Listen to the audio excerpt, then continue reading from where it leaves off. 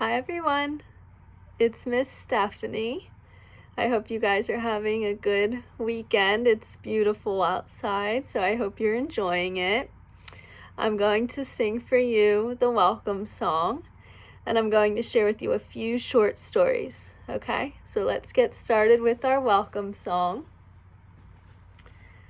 Come on everybody and say hello. Come on everybody and say hello. Come on everybody and say hello, no matter what the weather. Come on everybody and clap your hands. Come on everybody and clap your hands. Come on everybody and clap your hands, no matter what the weather. Okay, and we're going to stomp our feet. Ready? Come on everybody and stomp your feet. Come on everybody and stomp your feet. Come on everybody and stomp your feet, no matter what the weather. We're going to wiggle. Ready? Come on everybody and wiggle, wiggle. Come on everybody and wiggle, wiggle. Come on everybody and wiggle, wiggle, no matter what the weather. And we're going to flap our wings. Come on everybody and flap your wings. Come on everybody and flap your wings. Come on everybody and flap your wings, no matter what the weather. Very good. Good job. Okay. So now we're going to get started with our stories.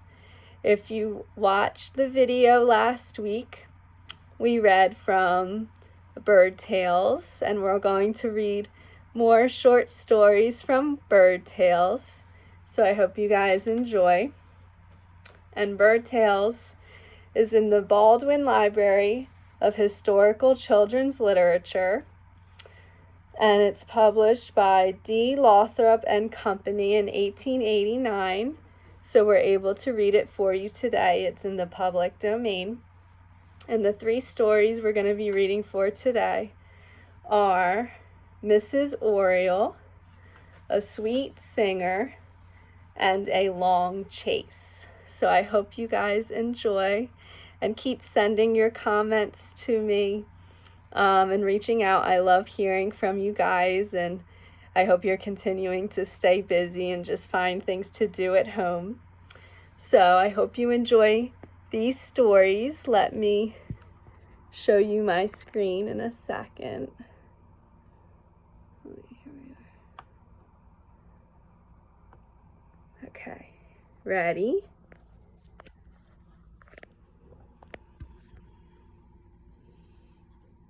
Okay. Mrs. Oriole.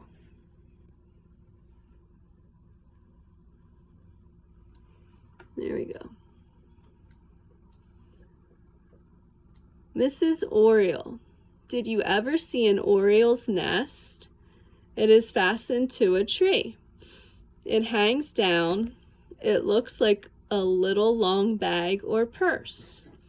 It is made of bits of flax and wool and horsehair and any kind of string the birds can get. There are always 2 or 3 long hairs which go in and out all through an oriole's nest. These hairs look like the darning threads in a stocking. Some of the strongest strings are wound around the bough of the tree and fasten the nest in place.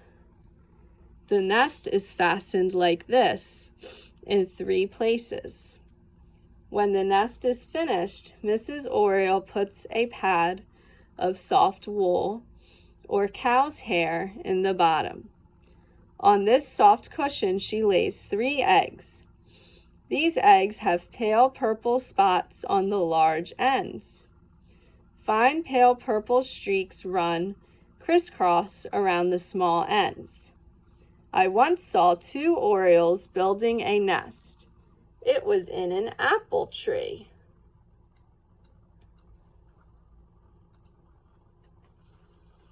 This apple tree did not seem to me a good place for a nest.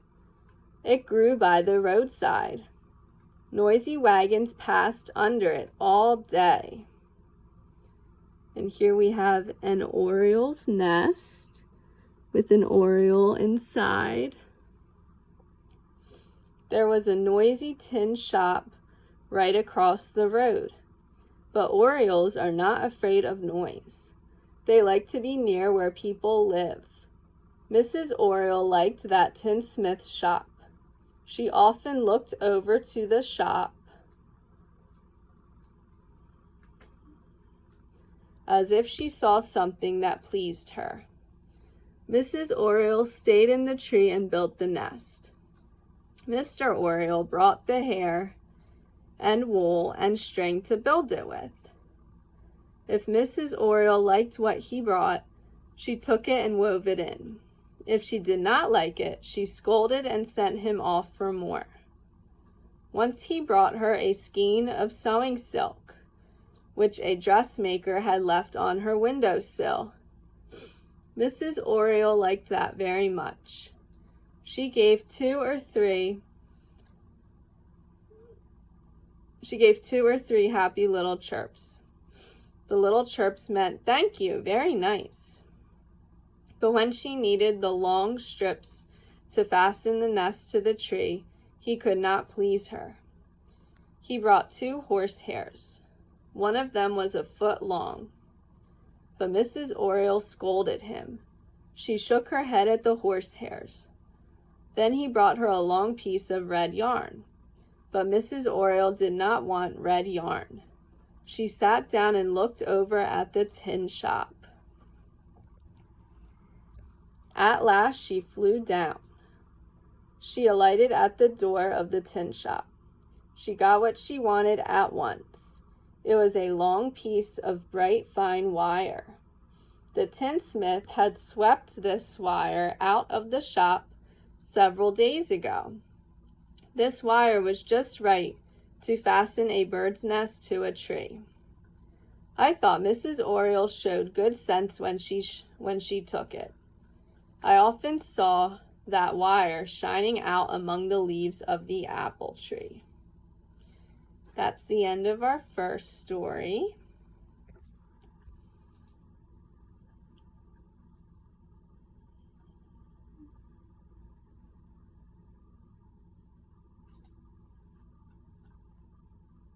Now we have a sweet singer. And this story is about the nightingale bird. The pretty bird on the branch is a nightingale. It is night. The moon is shining far up in the sky. He is singing to his mate.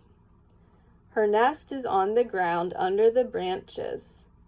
It is made of leaves. It is lined with dry grass. She is sitting on 4 little brown eggs. By and by there will be a nest full of nightingales.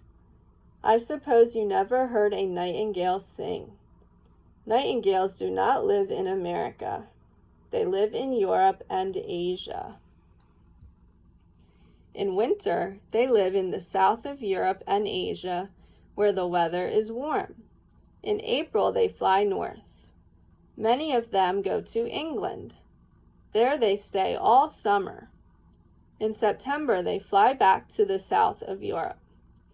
The nightingale does not sing much in the daytime. He likes best to sing in the night. He gets his food, too, in the night. He eats caterpillars and beetles and night moths. The song of the nightingale is very sweet. The nightingale is sometimes... There's the birds.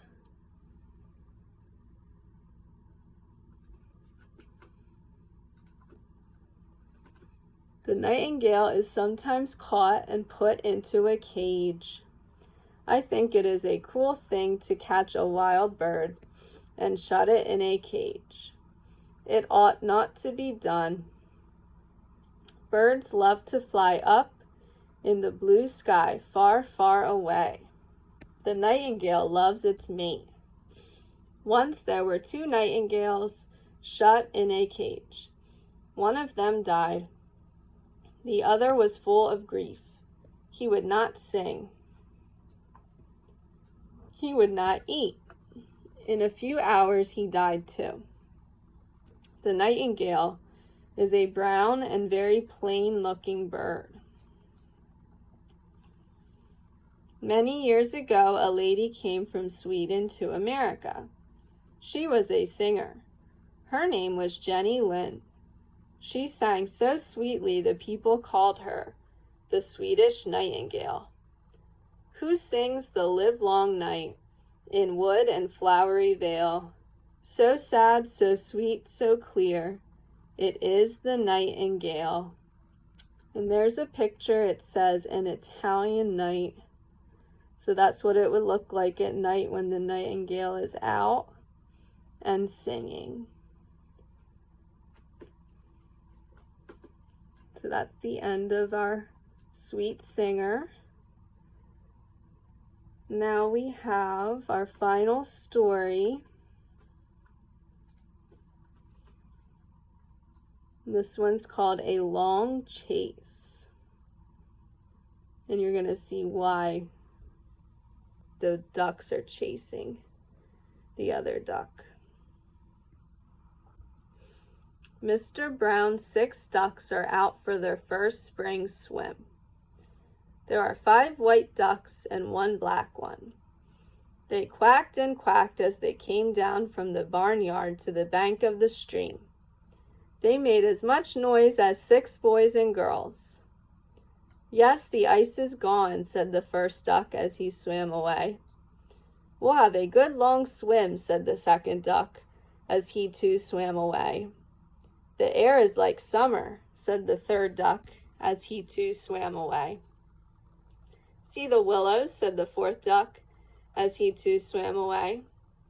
Oh, isn't this water delicious, said the fifth duck as he too swam away. The sixth duck came last. The sixth duck said nothing. The sixth duck swam on as fast as he could. Soon the sixth duck was at the head of the procession.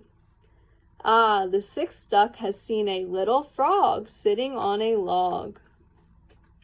The sixth duck means to have that tender frog for his lunch. The 5 other ducks dip and splash and enjoy their bath. The sixth duck swims close by the log. She turns up one eye. She stretches up her neck. She opens her long flat bill. Snap! Oh, see, she's got the first frog of the season, cry the 5 other ducks. Divide, divide! But the sixth duck makes believe that she doesn't hear. And now there is a chase. How the 6 pairs of webbed feet paddle. How they dash and splash the water. How the long necks stretch forward. How mad the 6th duck is. She is growing tired. The frog is getting heavy. She can't get a chance to take even one bite. I think the black duck will get the frog, don't you? And here's the picture again, where the one white duck is holding the frog, trying to get a bite, and all the other ducks are swimming up to that duck. And they think in the story that the black duck's gonna get it from the white duck. What do you guys think? Do you think that the white duck with the frog is gonna be able to eat it? Or do you think one of the other ducks gonna get it? I don't know. It looks like that black one might beat all the other ducks to the frog. We'll just have to see. Maybe they'll mention it in another one of these stories. I don't know. But that's the end of The Long Chase. I hope you guys enjoyed our stories. we had plenty of bird stories to read, so I thought it would be fun to read some more of the bird tales. So I hope you guys are enjoying our times that we're having, our story times. Look out for this coming week. We're going to try to do a Father's Day craft. So we already had a Mother's Day craft. I thought it'd be really good that we'd be able to do something nice for the dads. So that'd be something fun that you guys can do from home. And just share on Facebook. Let us know what you think about what we're doing. We're still closed to the public, but we'll keep you guys posted to let you know what the current status is, okay? So hi again to all of my We Read in Preschool Storytime kids and my parents. I miss seeing you all, and thank you again so much for your support and for always sharing our videos and enjoying them. I love hearing from you all. Okay. I hope you guys have a great weekend. Take care, stay safe, and hopefully we get to see you soon. Bye, guys.